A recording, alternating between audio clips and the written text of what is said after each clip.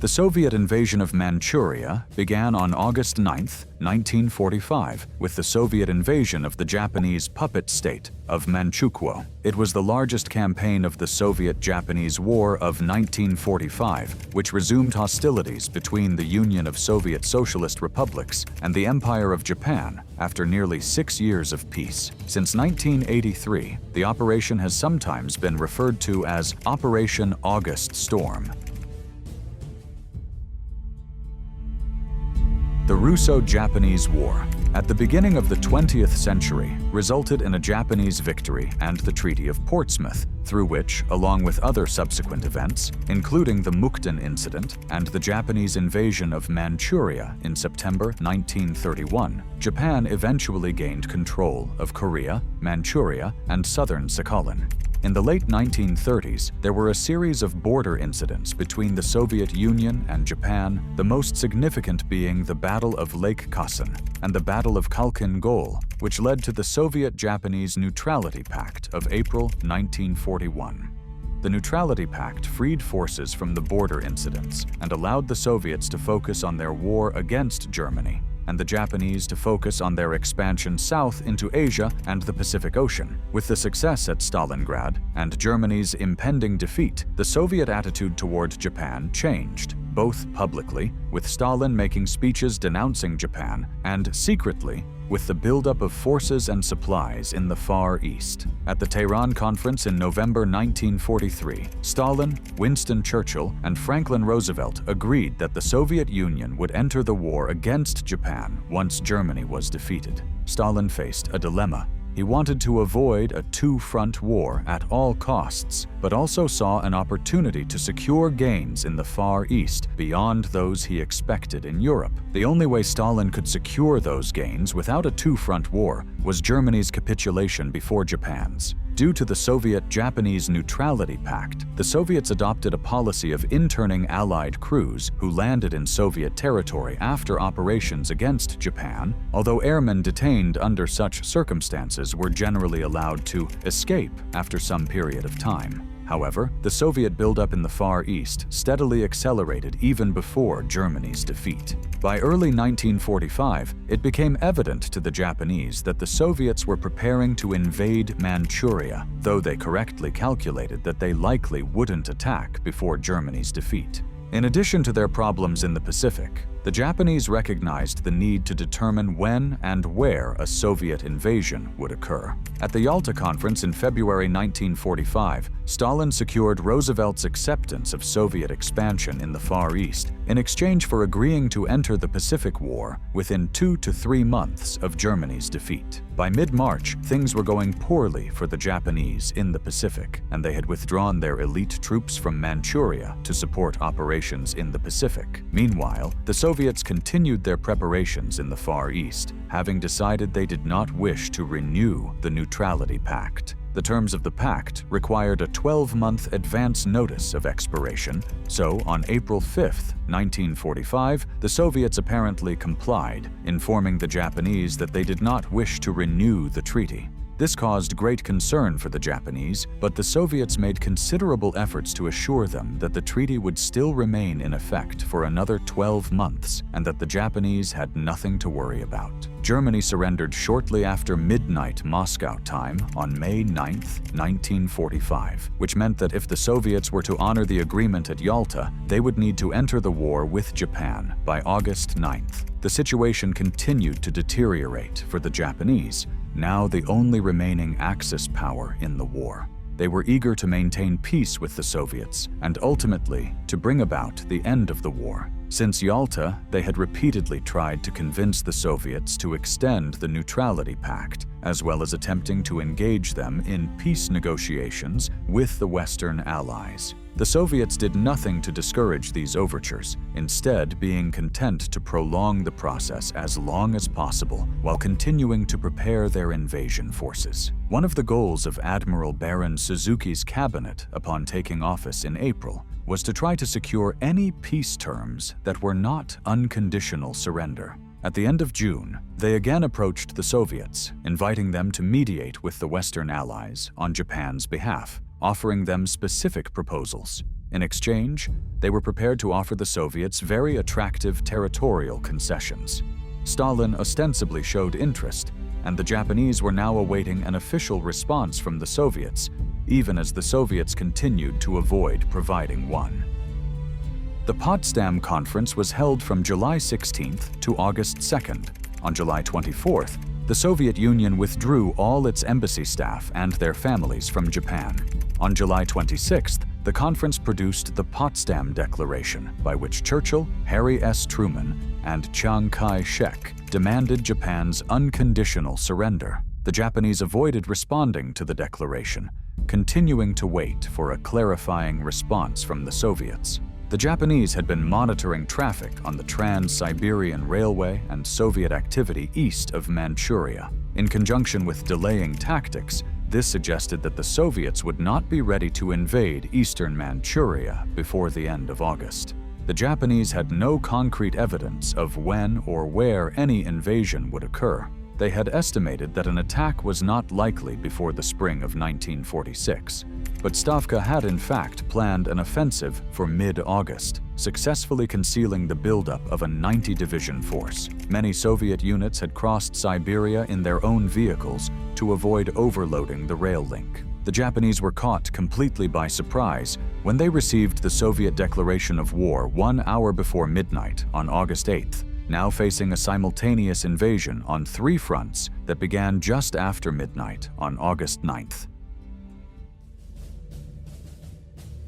The Imperial Japanese Navy did not contribute to the defense of Manchuria, whose occupation it had always opposed for strategic reasons. Furthermore, at the time of the Soviet invasion, the few remaining units of its fleet were stationed and tasked with defending the Japanese islands in case of an invasion by American forces. Worsening their problems, the Japanese army committed many misjudgments and significant errors, the most important being they erroneously assumed that any attack coming from the west would either follow the old railway line to Hylar or head to Solin from the eastern tip of Mongolia. The Soviets indeed attacked via these routes, but the main attack from the west passed through the supposedly impassable Greater Khingan mountain range, south of Solin, and entered the center of Manchuria. Japanese military intelligence failed to determine the nature, location, and scale of the Soviet buildup in the Soviet Far East. Based on an initial underestimation of Soviet strength and monitoring of Soviet traffic on the Trans-Siberian Railway, the Japanese believed that the Soviets would not have sufficient forces for an offensive before the end of August 1945,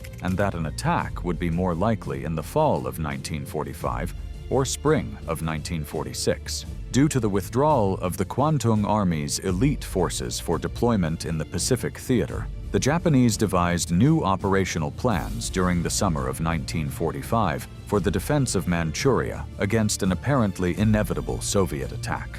This required redeploying most available forces from the border areas. The borders would be lightly held, and delaying actions would be fought, while the main force was to hold the southeastern corner firmly, thus defending Korea from attack. Furthermore, the Japanese had observed Soviet activity only on the Trans-Siberian Railway and along the eastern front of Manchuria, and therefore prepared for an invasion coming from the east. They believed that when an attack came from the west, the redeployed forces would be able to handle it. Although the Japanese redeployment in Manchukuo had begun, it was not scheduled to be completed until September 1945, and thus the Kwantung Army was in the midst of redeployment when the Soviets launched their attack simultaneously on all 3 fronts. Before we move on to the next topic, don't forget to leave a like on the video if you're enjoying the content. Across an area the size of the entire Western European theater of World War II. In the western pincer, the Red Army advanced through the deserts and mountains of Mongolia, far from their supply railroads. This confused Japanese military analysis regarding Soviet logistics, and the defenders were caught off guard in unfortified positions. The Kwantung Army commanders were engaged in a planning exercise at the time of the invasion and were away from their forces during the first 18 hours of the conflict.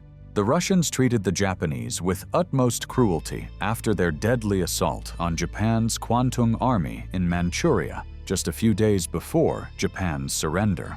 Japanese forces were overwhelmed by Soviet attacks. Behind enemy lines, Soviet paratroopers destroyed the Kwantung Army, while Japanese anti-tank projectiles bounced off the sides of Soviet tanks. Japanese forces in Manchuria retreated in fear. Japanese troops and fit Japanese men in Manchuria were taken prisoner by the Russians and transported to labor camps in Siberia, where many Japanese died. From the Russian perspective, this was seen as revenge for Russia's defeat in the Russo-Japanese War of 1905. Stories of how the Russians mistreated the Japanese were taken to Beijing by Japanese evacuees from Manchuria, creating panic among the Japanese population. However, the Russians honored their agreement with Chiang Kai-shek by not entering China proper. Japanese communication infrastructure was poor, and the Japanese lost contact with their forward units very early on. However, the Kwantung Army had a formidable reputation as fierce and relentless fighters,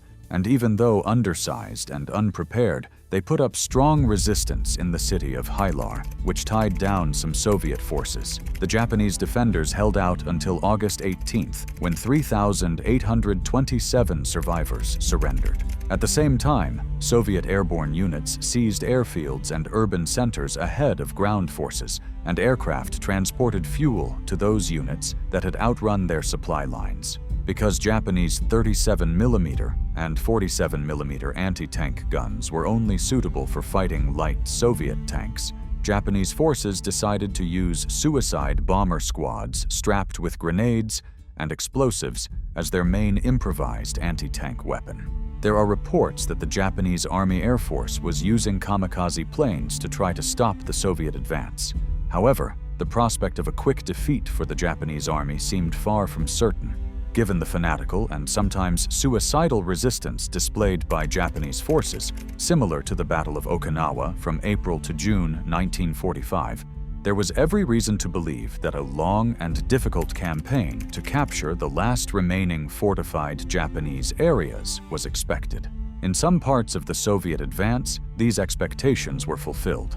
After a week of fighting, during which Soviet forces had penetrated deep into Manchukuo, Japan's Emperor Hirohito recorded the Gyokuon Hoso, which was broadcast over the radio to the Japanese nation on August 15, 1945. It did not make direct reference to Japan's surrender. Instead, it declared that the government had been instructed to fully accept the terms of the Potsdam Declaration. This created confusion in the minds of many listeners who were unsure if Japan had surrendered. The poor audio quality of the radio transmission, as well as the formal and courtly language in which the speech was composed, worsened the confusion. The Imperial Japanese Army headquarters did not immediately communicate the ceasefire order to the Kwantung Army, and many elements of the army either did not understand it or ignored it. Therefore, pockets of strong resistance from the Kwantung Army continued, and the Soviets pushed on, largely bypassing these resistance pockets, reaching Mukden by August 20. The ceasefire order was eventually communicated to the Kwantung Army, but not before the Soviets had achieved most of their territorial gains. On August 18th, several Soviet amphibious landings were carried out ahead of the ground advance. 3 landings in northern Korea, 1 landing in southern Sakhalin, and 1 landing in the Kuril Islands. This meant that, in Korea at least, there were already Soviet soldiers waiting for the troops arriving by land. In southern Sakhalin and the Kurils, this meant a sudden establishment of Soviet sovereignty. The ground advance was halted at a considerable distance from the Yalu River, the beginning of the Korean peninsula, when air supply also became unavailable. The forces already in Korea were able to establish control over the northern area of the peninsula. According to previous agreements made with the American government to divide the Korean peninsula, Soviet forces stopped at the 38th parallel, leaving the Japanese still in control of the southern part of the peninsula. Later, on September 8, 1945, American forces landed in Incheon. The invasion of Manchuria was a contributing factor to Japan's surrender and the end of World War II. In addition, the Soviet occupation of Manchuria, along with the northern portions of the Korean peninsula, allowed these regions to be transferred by the Soviet Union to the control of local communists. The control of these regions by communist governments supported by Soviet authorities would be a factor in the rise of the Chinese communists and would shape the political conflict of the Korean War. Several thousand Japanese who had been sent as colonizers to Manchuria and Inner Mongolia were left behind in China. Most of the Japanese left behind in China were women, and these Japanese women mostly married Chinese men and became known as abandoned war wives, Zanryu Fujin. Because they had children fathered by Chinese men, the Japanese women could not bring their Chinese families back to Japan, so most of them remained. Japanese law only allowed children fathered by Japanese men to become Japanese citizens. By the end of 1949, numerous members of the former Kwantung Army, who had been captured in the Soviet invasion of Manchuria, were convicted for their connection with the activities of Unit 731 and related units, for their links to crimes against humanity and the use of chemical and biological weapons. During the invasion of Manchuria, Soviet soldiers caused harm and suffering to Japanese civilians. One tragic example was the incident in Gegenmiao, where Soviet soldiers from an armored unit brutally attacked a group of Japanese women and children, resulting in a large number of casualties. In addition, belongings owned by the Japanese were taken by Soviet troops. These forces that perpetrated such actions were also involved in similar acts against civilians in East Prussia. According to Soviet historian Vyacheslav Zimonin, many Japanese settlers faced desperate situations when encountering the Red Army, leading to mass tragedies. Some mothers were coerced by Japanese forces into taking extreme measures, resulting in terrible acts against their own children before harming themselves or being harmed. The Japanese army, unfortunately, was involved in similar incidents of violence against its own citizens. The commander of the 5th Japanese Army, General Shimizu, expressed an insensitive stance by declaring that every nation lives and dies by its own laws. Wounded Japanese soldiers were often abandoned to face a cruel fate when their units retreated. British and American reports highlighted the conduct of Soviet troops who, during the occupation of Manchuria, terrorized and looted the local population in Mukden, ignoring appeals from local authorities regarding the acts of violence. In Harbin, Soviet forces seemed indifferent to the protests raised by leaders of the Chinese Communist Party concerning widespread assaults and looting. There were incidents in which Chinese authorities in Manchuria confronted and detained Soviet soldiers for various crimes, resulting in tensions between the two factions. During the Soviet occupation of North Korea, there were reports of sexual abuse perpetrated by Soviet soldiers against Japanese and Korean women in the northern half of the Korean peninsula. The Soviets took possession of Japanese companies in Manchuria and northern Korea, taking valuable materials and industrial equipment with them. Japanese women in Manchukuo were frequent victims of sexual violence by Russian soldiers, including young girls from Japanese families who worked for the army and for the Manchukuo Railway at the Bayan Airport, as well as Japanese military nurses. Reports confirm that Russian soldiers captured Japanese civilian girls at the Bayan Airport, where there were about 1,000 Japanese civilians committing acts of violence regularly. Additionally, they repeatedly assaulted 75 Japanese nurses at the military hospital in Sunwoo in Manchukuo during the occupation, ignoring all appeals from Japanese authorities to stop the abuses. The Japanese were forced to surrender their women as spoils of war, as ordered by Soviet soldiers. Soviet soldiers committed sexual assaults against Japanese women belonging to a group of Japanese families led by Yamada Tami, who tried to flee their settlements on August 14th toward Mudanjiang. It is important to recognize that on all sides of World War II, there were abuses committed by soldiers. Here on this channel, we have several videos that show these atrocities committed by both the Axis and the Allies. Help us keep this project alive here on YouTube by subscribing to the channel. Thanks for watching, God bless you all, and see you soon.